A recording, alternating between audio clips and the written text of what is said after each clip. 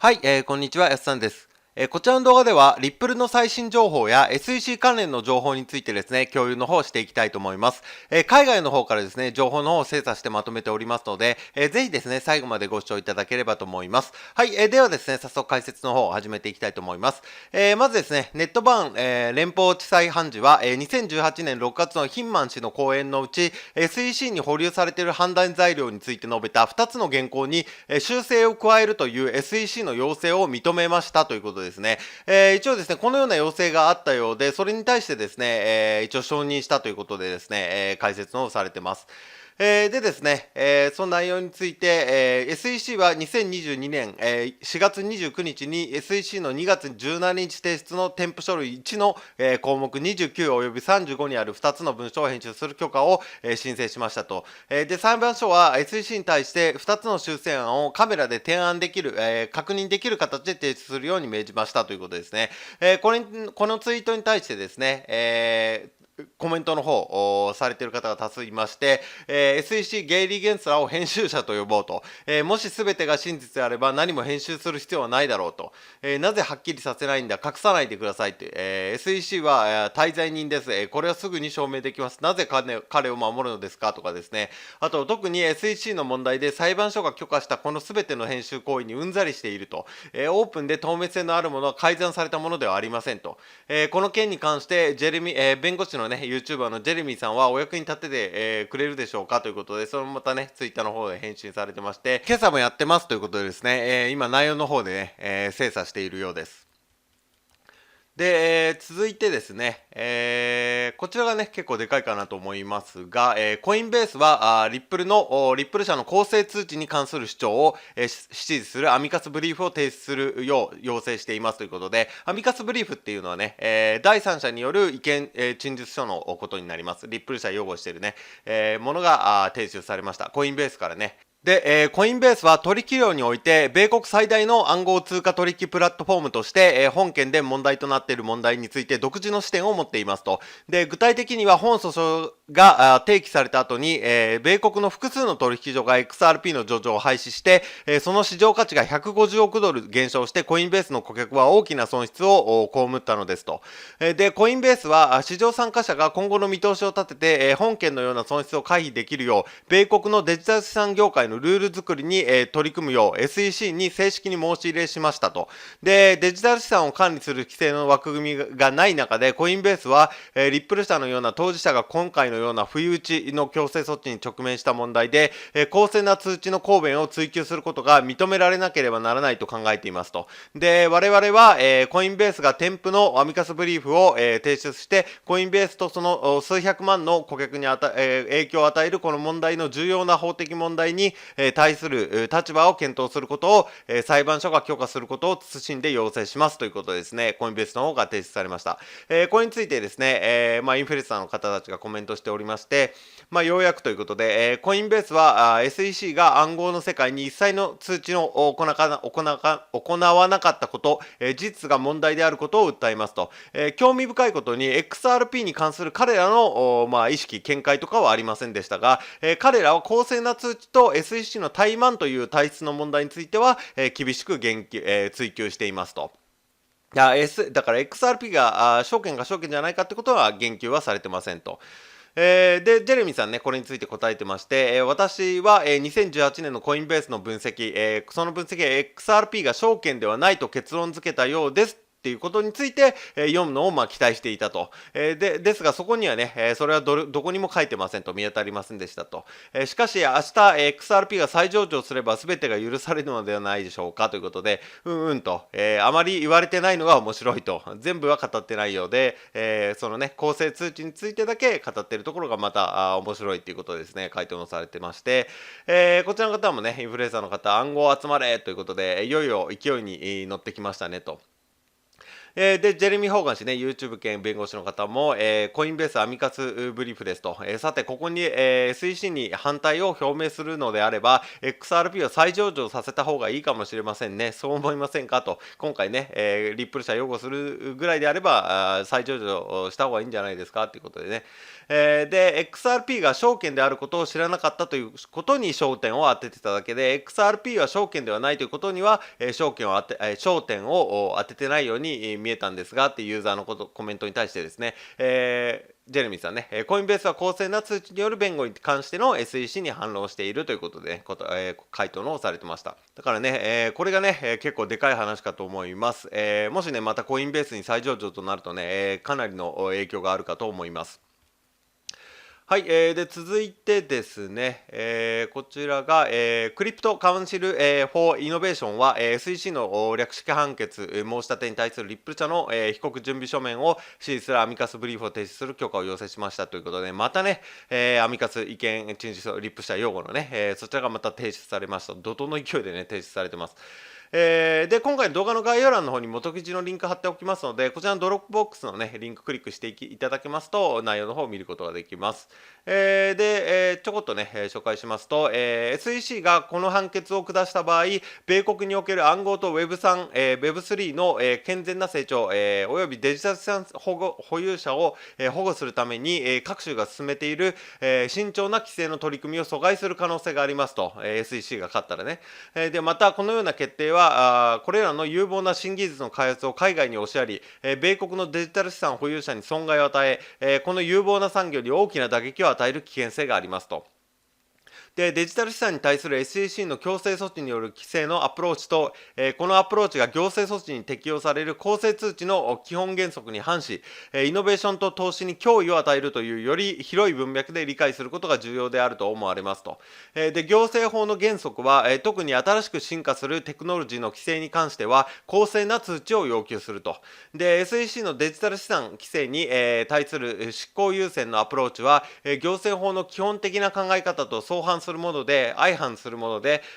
国民が、政策決定に関与する有意義な機会を与えられ、連邦機関が違法行為として、いるものを事前に明確にすることを意図した行政法の基本原則と矛盾していますと。で、この要件は個人、または団体を規制する法律は禁止または、要求される行為を公正に通知しなければならないという我々の法制度の基本原則に基づくものであるということでですね、リップノさんを擁護しているですね、アミカソンを提出されました。で、これに関してですね、YouTuber の、クリプトエリさんがですね、ジムさんとアミカスブリーフを、提出した訴訟の最多記録はどれくらいなのだろうと、もうだから怒涛の勢いで提出されてるからね、これまで最多はどれくらいだったんでしょうと、私たちは今確実にそれに近づいていますということで、今がね、これが最多なんではないかということで、ジムさん答えられてまして、ジェレミー・ホーガーさんのね、文章の方を引用されてまして、私の知る限り、アミカスブリーフの数の記録は78件であって、これは80年代に連邦最高裁まで行った、妊娠中絶の事件で提出されたものが最多と。とはいえ、今回の訴訟レベルの事件で多数のアミカスブリーフを見るのは普通なのでしょうか。間違いなく違うと思うと。だから、訴訟レベルのね、ものに関してで、これぐらいのね、多数出されているのはすごいと。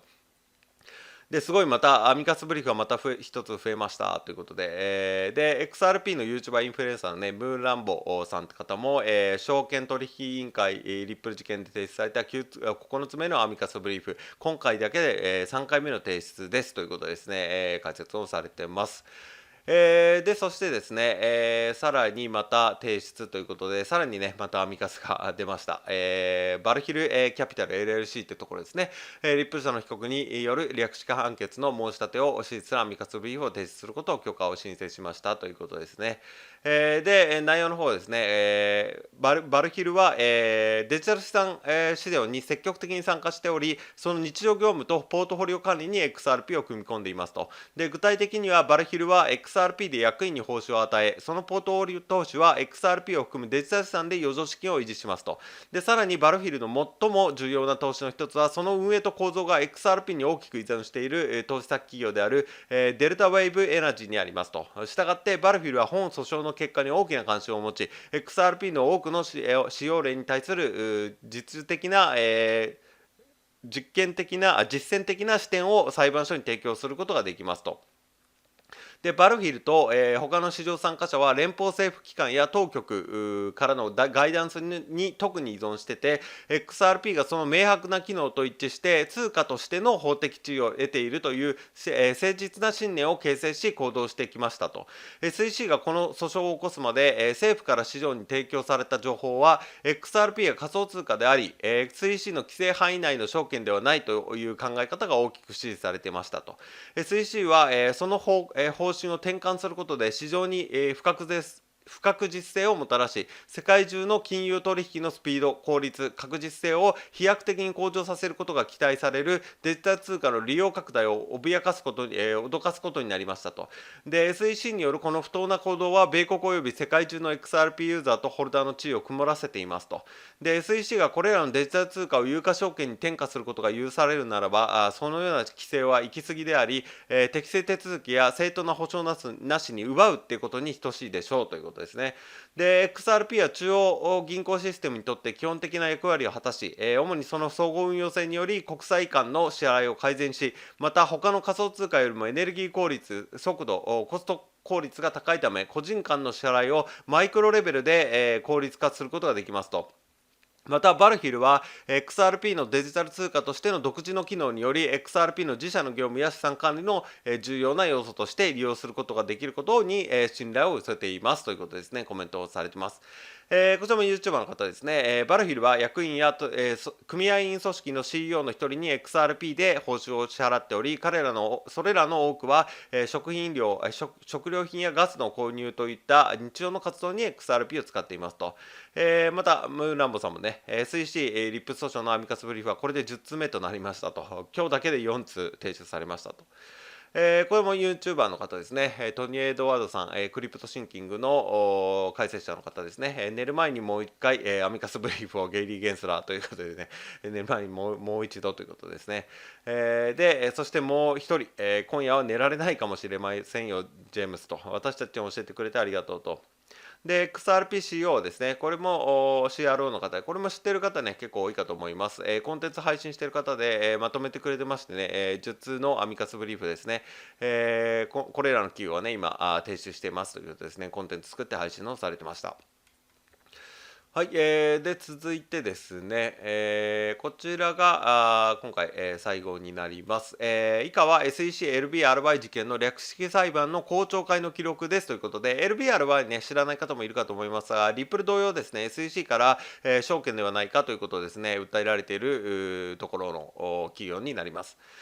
で、こちらも LBRY のアカウント、ツイッターアカウントの方でね、これについて共有の方されています。SEC、LBRY の記録が公開されましたので、公開しますということで、再読して、また重要な部分は強調していきますということで、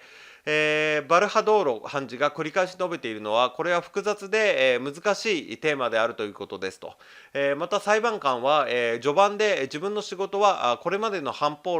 例法に事実を当てはめ、新たな判例を作らないようにすることだと何度か、繰り返していることを打ち明けていますと。で我々は時に政府の無知を主張してきましたが、バルバドーロ判事は明らかに問題を理解、しようと努力している知的な人物であったと。この一節はそのことをよく示しているということで、この文章ですね、内容の方が、この記録には LBC に、消費的な用途があることを示す証拠が含まれていると思いますと。それは否定できないことで、入手可能な情報を総合的に判断し、状況の経済的現実を見極め、どの証拠も決定的なものと見なさず、略式裁判の基準に合致しているかどうかを判断することが重要なのですと。これは私の知識のギャップを明らかにするための機会ですということですね。知識っていうのはその仮想通貨に対しての知識のことだと思います。だから努力してね、理解しようとしているということですね、裁判官の方が。でバルバドード判事はまたね、SEC の立場がいかに不完全であるかを明らかにする興味深い過程を考案したと。裁判官、誰かがコインを発明してそれを決して宣伝したり改良し